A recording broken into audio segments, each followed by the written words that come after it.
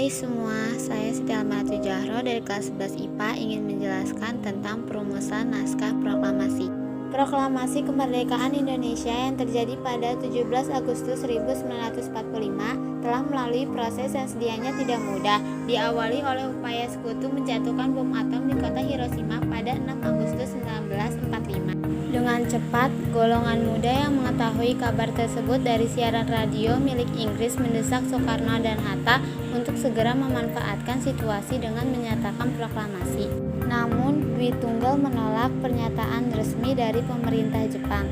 Golongan tua berpendapat lebih baik menunggu sampai 24 Agustus. 15 Agustus 1945, para pemuda di bawah pimpinan Soekarni, Khairul Saleh, Wikana bersepakat untuk mengamankan Dwi Tunggal bersama Ibu Fatmawati dan Guntur ke Rengas Dengklok dengan harapan agar mereka menuruti keinginan para pemuda. Namun, sepanjang hari 16 Agustus 1945 itu tidak tercapai kesepakatan apapun hingga sorenya. Ahmad Subarjo datang dan berusaha membujuk para pemuda untuk melepaskan Dwi Tunggal. Akhirnya, mereka bersedia dengan jaminan oleh Subarjo bahwa proklamasi akan terjadi esok hari. Malam itu juga, rombongan berangkat ke Jakarta menuju rumah Laksamana Maeda di Meiji Dori nomor 1 untuk membahas masalah tersebut. Setibanya di sana, tuan rumah menjelaskan permasalahan dan informasi yang sebenarnya terjadi. Maeda lalu mempersilahkan ketiga tokoh menemui Gunseikan atau kepala pemerintah militer yang bernama Jenderal Moihiro Yamamoto untuk membahas upaya tindak lanjut yang akan dilakukan. Namun, setibanya di markas Gunseikan di kawasan Gambir, mereka bertiga mendapat jawaban yang mengecewakan karena Jenderal Nishimura yang mewakili Gunseikan melarang segala bentuk upaya perubahan situasi yang dilakukan. Mereka diharuskan menunggu sekutu datang terlebih dahulu.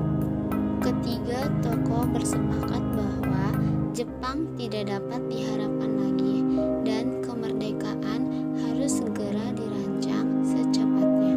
Anggota PPKI yang menginap di Hotel Des Indes segera dikawal oleh Soekarni dan kawan-kawan menuju rumah Maeda.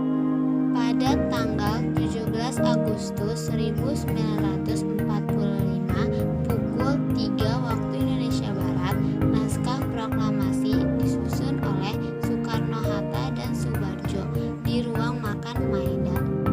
Naskah sebanyak 2 alinea yang penuh dengan pemikiran tersebut lalu selesai dibuat selama 2 jam kemudian. Naskah kemudian diserahkan kepada Sayuti Melik untuk diketik. Tanpa waktu lama, Sayuti Melik didampingi BM Diah atau Burhanuddin Muhammad Diah lalu mengetik naskah proklamasi. Setelah itu, naskah diserahkan kembali kepada Soekarno untuk ditandatangani. Pada tanggal 17 Agustus 1945 pukul 10 waktu Indonesia Barat, di halaman rumah Soekarno di Jalan Pegangsaan Timur nomor 56, naskah proklamasi dibacakan dalam suasana khidmat. Prosesi yang sebenarnya tanpa protokol nyatanya tidak menghalangi gelora euforia rakyat dalam merayakan dan menyebarluaskan berita luar biasa ini. Pada tanggal 17 Agustus 1945, Soekarno pun membacakan teks proklamasi di hadapan